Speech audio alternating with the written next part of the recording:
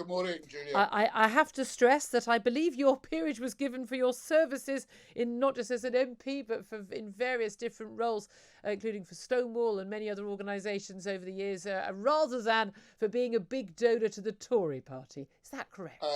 I hope you're right. I believe you're right. Phil, I ought to stress that, given what I've just been saying. Just first question, really. Is this, as George Eustace claims, just all a storm in a Westminster teacup? No, it's not. And you were completely right by identifying the slide of the Tories in the opinion polls. And I think we may see over the next few days, excuse me, the Labour Party overtake the Tories in one opinion poll or another. So no, the nation does care, and rightly so, about Sleaze in general. The problem is, although this is in inverted commas Tory Sleaze, the public at large are conscious that there are other issues with other parties at different points, and therefore they see it as all politicians. So it's important to clean that up, clean the message up, not just for MPs, but for members of the Lords and also councillors, because the vast majority put in an amazing amount of work and are genuinely good servants to the community at whatever level. And I couldn't agree with you more on this. And given how much time I spend criticising politicians on air and off air, on Twitter and the like, a lot of people think, you think they're all up to no good. I would say the vast majority are genuinely good people, honest people who work very hard, and across, as you say, councillors, MPs, peers who are actually doing a very good job. The trouble is, as you say, it's those who are not that cause a problem. And as you say, also, people tend to say a plague on all your houses. Dodgy politicians, you're all got your noses in the trough. That we don't trust any of you. Now, we in terms of how much people care, they might care about something, but does that mean they'll actually change their vote? It's easy to answer an opinion poll, isn't it? We saw the expenses scandal back in 2009, and that did have a big effect on people. We lost a lot of MPs, had to fall on their swords. A lot of MPs were deselected. I mean, a lot of those MPs didn't actually get to sort of have a verdict on them by the public. Do you think that Boris Johnson and those in Downing Street are counting on the fact that they've been ahead in the polls for so long over Keir Starmer and indeed over Jeremy Corbyn, and therefore actually they're remarkably relaxed about poll ratings going down because they're pretty sure that come the day, on an election day, they'll still do just as fine? I think they are thinking that, and I think to a large extent they're right, because there are issues which cause blips in the polls in one form or another. But for Boris Johnson in particular, there's an ongoing issue, and it's a drip effect. People like Boris and the opposition tear their hair out because they don't know how to attack him. And they do like him. It's built into the price. But there comes a point where people say, hang on, that's too much. Nobody knows when that's going to be. But as you said, last week was a shambles. They shouldn't have done what they did. And it just adds to the messaging. And it then gives, excuse me, the opposition the opportunity to build on to things and start messaging in a way they would wish rather than the way the government would do. And it is extraordinary that we're talking about a lobbying story by an MP as opposed to about an MP being given a suspended sentence for threatening to throw acid in someone's face who was a Labour MP. I mean, those are, I think for most people, there's one that's rather more terrifying than the other and rather more serious than the other. And that person, though, Claudia Webb, she was thrown out by the Labour Party. She went to court. She's been punished by that. So for that, but the fact that the focus has been on the Tory party is a major own goal by them. Do you think there is a certain aspect in the Conservative, especially in number 10, where there is an arrogance, there is a belief that they've got this Teflon Prime Minister. It doesn't matter what he does, what he says, he's just untouchable, and they think that they can get away with anything. So it wasn't that they thought that it would be a popular move last week to try and save Owen Paterson. They just thought we can get away with it. I think that is completely the point. We've got a big majority, we'll get it carried.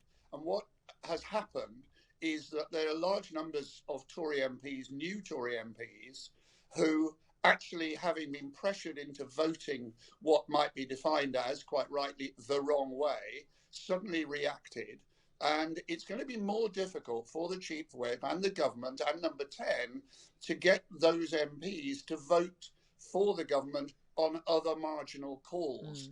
They've used up their credit, or used up some of the credit, with those new MPs, and they won't be able to do it again. They've taken the eye off the ball, the Number 10, no question.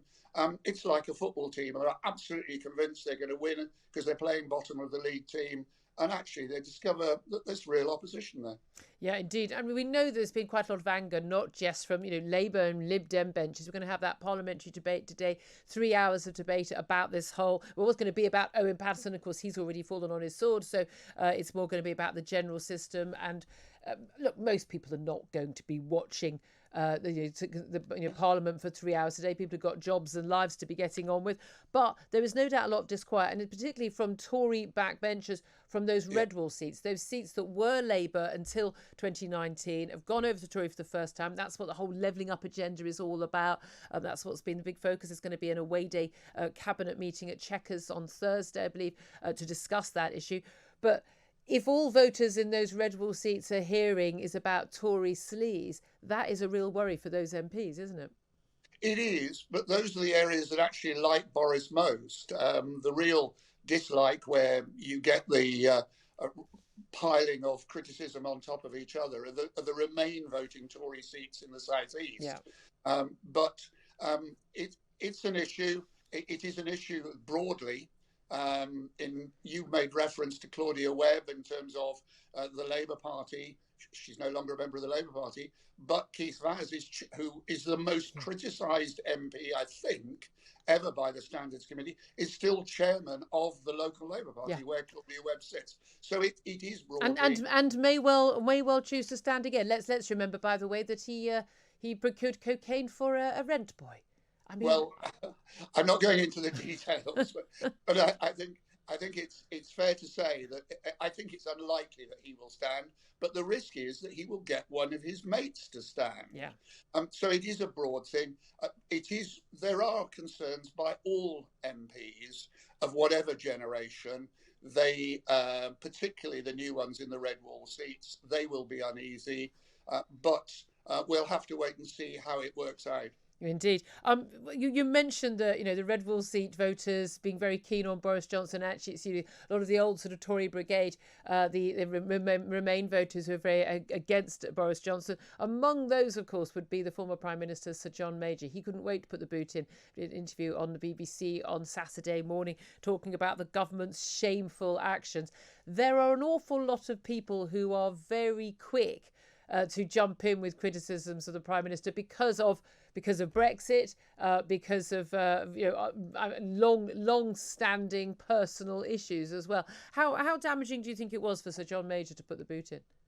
I think it's damaging because Sir John Major does have a credibility with the population at large, particularly in those areas I referred to, in terms of the South East, Remain Tory voting areas. His reputation is probably rising. Yes, Number 10 can say, well, he would say that, wouldn't he? But it's actually probably better not to generate that sort of reaction from somebody like Sir John Major. Yeah.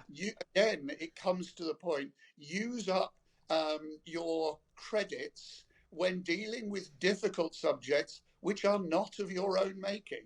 This was very much something of Number 10's making in general terms, and they should have seen it. They shouldn't have gone down that route. And had they not gone down that route, they wouldn't have had Sir John Major and many others criticising their actions. Indeed. And just finally, you said earlier you think it's perfectly possible there could be a poll in the next few days which shows Labour marginally ahead of the Tories. Long-term election, realistically, not before 2023, or it has to be before 2024. Do you think that this will damage the party so much, the ongoing Tory sleaze claims, that Boris will be ousted, or that the Tories could run for an election and lose? No, I think it'll be other issues overall, but it'll be cumulative things that ultimately decide a general election.